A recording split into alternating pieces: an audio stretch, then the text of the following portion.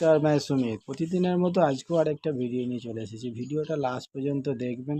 ভালো লাগলে please like subscribe করে সেটা ফলো করে রাখবেন ফেসবুক পেজে। আপনি কি জানেন আত্মার সর্বপ্রথম কোন যোনিতে জন্মগ্রহণ করেন? আর মানুষ হতে তাকে কত লক্ষবার জন্মগ্রহণ করতে হয়? সত্যিটা জানলে শরীর যেন কেঁপে ওঠে। হিন্দু শাস্ত্রে বিশেষ করে পদ্মপুরাণে বলা হয়েছে আত্মাকে 84 লক্ষ যোনি পার করে তবে জন্ম নিতে হয় মানুষের। যাত্রাটা প্রথমে শুরু হয় স্থাবর জীবন দিয়ে। গাছপালা প্রায় 20 লক্ষ বছর বা 20 লক্ষ বার জন্মগ্রহণ নিতে হয়। নড়াচড়া নেই, কথা নেই, শুধু ঝড় বৃষ্টি রোদকে সহ্য করা। তারপর তাকে 9 লক্ষ বার জলাচরে জন্মগ্রহণ করতে হয়, মাছ বা কচ্ছপ হয়ে। প্রতিটি জন্মে ভয়, কারণ বড় মাছ ছোট মাছকে মুহূর্তের মধ্যে গ্রাস করে।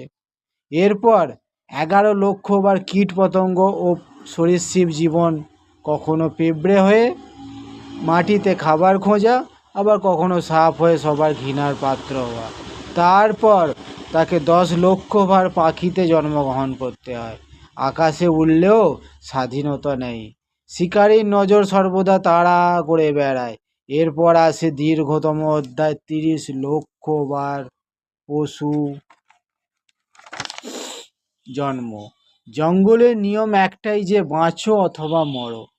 এই 84 লক্ষ জন্মের কঠিন চক্র পার করার পর পায় গরুর জন্ম, যাকে পবিত্র ও পুরাণ পুণ্যময় বলা হয়। তারপরেই আসে সেই দুর্লভ সুযোগ, মানুষ্য জীবন।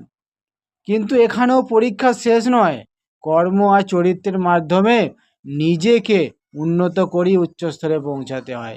ভাবুন, 84 লক্ষ বার জন্মের পর আজ আপনি মানুষ। তাহলে এই জীবনটা কি শুধু তোমার ভোগের জন্য নাকি মুক্তির জন্য? কমেন্টে লিখুন। জয় শ্রী বিষ্ণু। ধন্যবাদ।